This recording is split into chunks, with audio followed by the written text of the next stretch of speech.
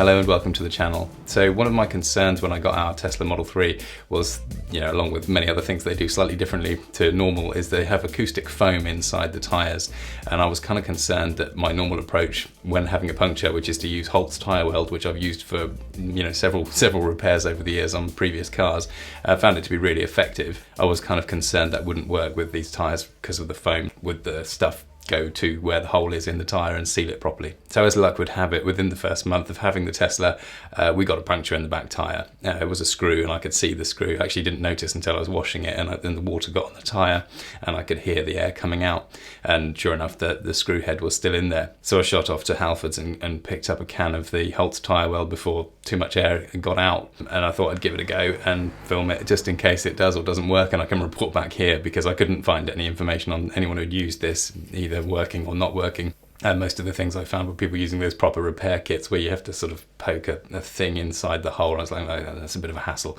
If the Holts Tyreweld stuff works as well as it has done for me in the past, I'm happy with that. So basically the steps to get this to work are to first of all take the thing out of the tyre that's causing the problem. So luckily I've always got my little Leatherman multi-tool in my pockets. Check out the video I've done on designing a great system for everyday carry in your pockets, and I could just grab it and pull it out. And then you're supposed to roll the car so that the hole is at the base of the tyre.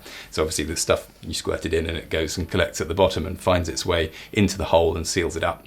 And as soon as I did that, so connected it up to the valve on the tyre and then undid the connector on top of the can, which is clockwise to undo, interestingly, and more or less instantly I could see it squirting out of the hole. So I was thrilled to see that it had actually found its way to the hole and was doing its job. So I was quite confident from that point on.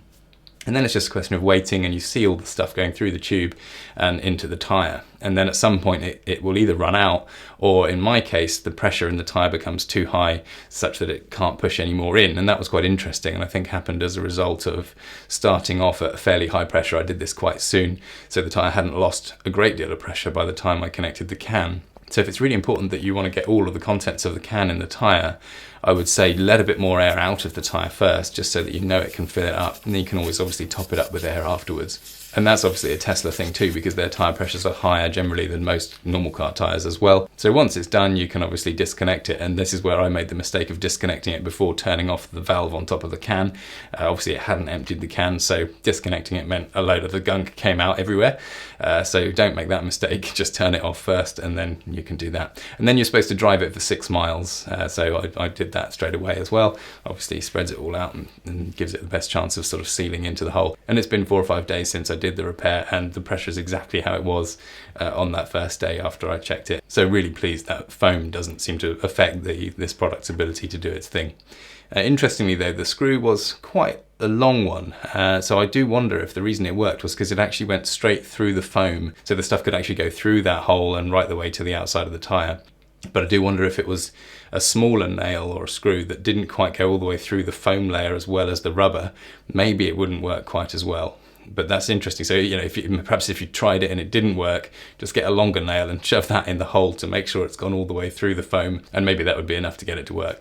So brilliant. So I'm really pleased that, in spite of the acoustic foam, there's no oddity in terms of dealing with punctures with the Tesla. So I know obviously there's no spare tyre, and they don't even give you their puncture repair kit. So you can actually buy from Tesla a compressor that has a can of sealant in it as well. So that sort of suggests that they do know that things with sealant in can fix these tyres, if you have a puncture in the main tread of the tyre. So I thought I'd give it a go with a can of Holts stuff. Because I've already got my own compressor, I didn't want to spend 80 quid on the Tesla one. So I figured if I can use my own compressor and then the Holts Tyreweld things, if I get a puncture, then that's great, job done. So hopefully that's put your mind at ease if you're worried about the acoustic tyres on a Tesla being a problem when it comes to having a puncture.